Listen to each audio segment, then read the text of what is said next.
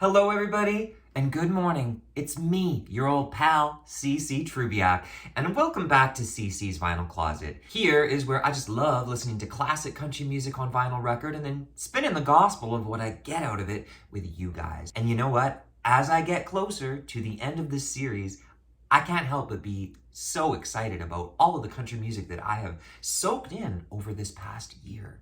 And I hope you guys get just as excited as I am about today's feature artist, Emmylou Harris. I've been a fan of Emmylou Harris for many years now, and I'm really excited about today's album because it's one that I've been wanting to deep dive for a long time now. So if this sounds like your thing too, stick around, find a comfy place to sit, turn up the volume, and get ready to bask in the wonderful, beautiful gospel, the angelic gospel of Emmylou Harris.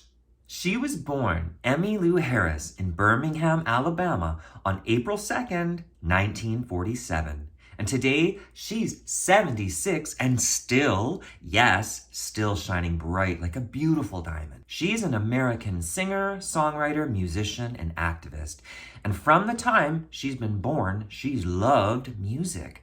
In high school, she was a cheerleader and a saxophonist. She also won the Miss Woodridge beauty pageant during her teens. Not surprising, she was and is a beauty. She also became highly interested in the American folk music revival of the 60s, developing a fascination for artists like Joan Baez, Dylan, Buffy Sainte-Marie. Her grandfather gave her her first guitar in the 60s, and post-graduation, she pursued folk music dreams, developing a folk music duo called Emerald City and playing coffee houses. Having dropped out of university, she worked the Greenwich Village music scene, befriending artists and developing her debut studio album called Gliding Bird in 1970. The rest became her history as a highly regarded figure in contemporary music. Stats-wise, Emmylou has released well over 28 studio albums consisting of solo work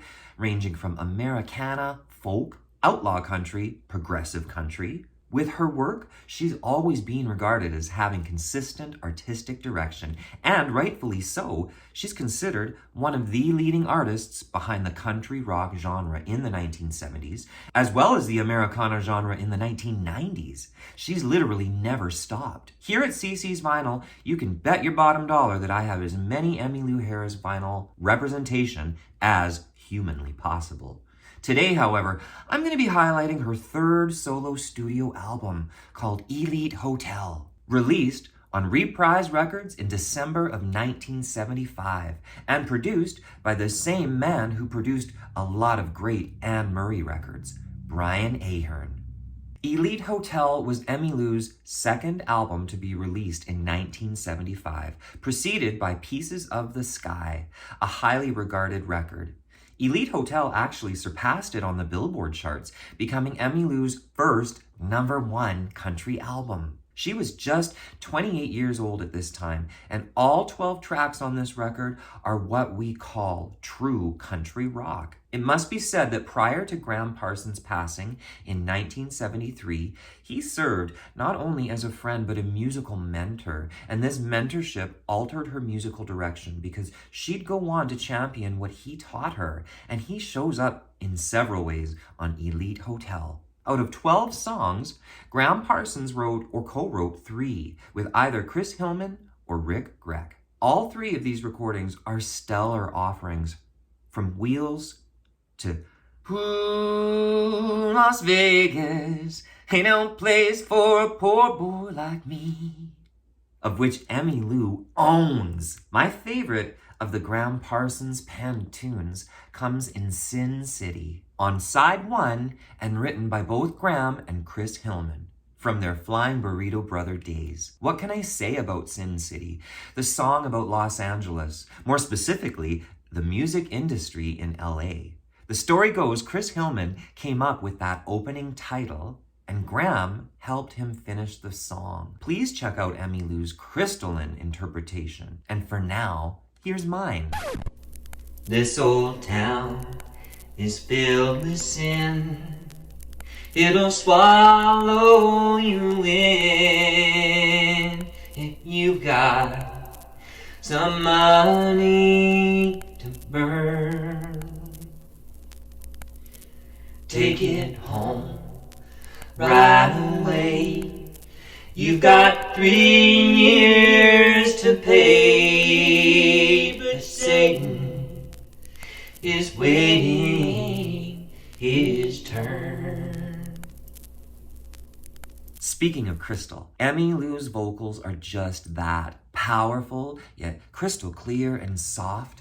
There's depth, range, control. Girl! Something about hearing her cover the likes of Buck Owens on Together Again, Hank Williams on Jambalaya on the Bayou, and of course on Don Gibson's Sweet Dreams. This makes for a very refreshing take on old classic style of country music. Emmylou can really do these kinds of interpretations with class and style, and in fact, both Together Again and Sweet Dreams landed at #1 on the Hot Country Billboard charts that year. And these are the songs that would all become familiar standards at her live shows, and thankfully so. Sweet dreams of you. Every night I go through. Why can't I forget you and start my life anew? Instead of having sweet dreams about you. This is as good a time as any to highlight some amazing personnel found on this album. James Burton on electric guitar, whoo! Bernie Ledden on acoustic and backups, and our friend Linda Ronstadt on some harmonies. And last but not least, Mr. Rodney Crowell. Rodney and Emmylou met in these years, and boy, did the two of them ever write, play, sing a lot of great songs together. His poetic and impressive songwriting credits on Elite Hotel include Till I Can Gain Control Again, such a great track, and the album opener, Amarillo, co-penned with Emmylou and with backups by Linda. Please check out her version. Oh, Amarillo, what you want my baby for? Oh, Amarillo, now he won't come back no more.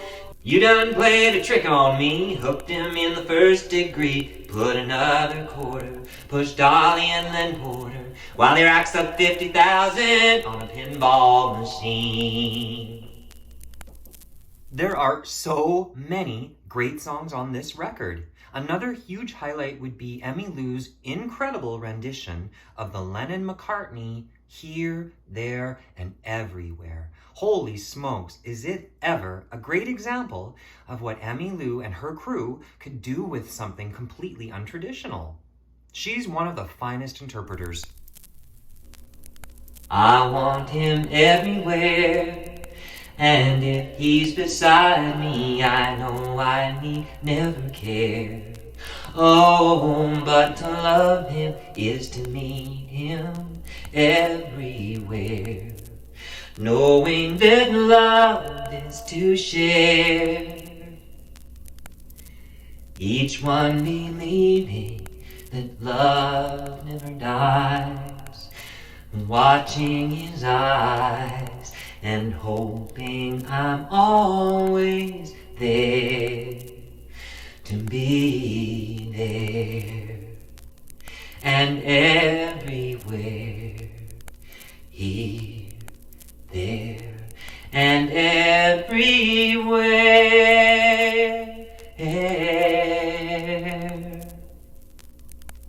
Emmylou has often shared how Graham Parsons helped her to discover her own voice in singing with him. And these early years of her work really demonstrate finally how she's more than paid her own dues.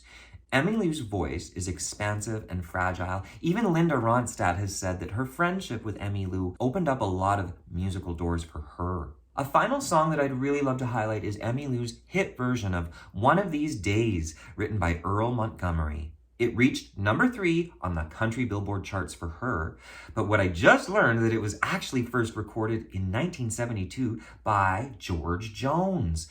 I've yet to hear this version, but someday I'll tell you I will. I can't deny that it feels like a perfect song for Emmylou. One of these days it will soon be all over, cut and dry, and I won't have this urge to go all bottled up inside. One of these days I look back and I'll say I left in time. Go somewhere for me, I'll know this peace of mind.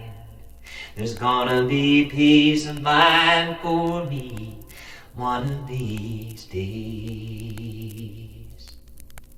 All in all, I just can't say enough positive things about Emmylou Harris and this record, or any other of hers. I'm going to go on poring over these records and releases of hers for many years to come now. I'm truly hard-pressed to pick a favorite album simply because as Emmylou would go on to develop her voice and expand what alternative country music could be, I fell in love with each new sound, interpretation, or original song offering. This essentially wraps up today's thoughts on Elite Hotel. Thank you guys so much for watching and supporting my channel. Please hit that like and subscribe button and do me a solid. And until next week's installment of CC's Vinyl Closet, take care of you and take sweet comfort in the music.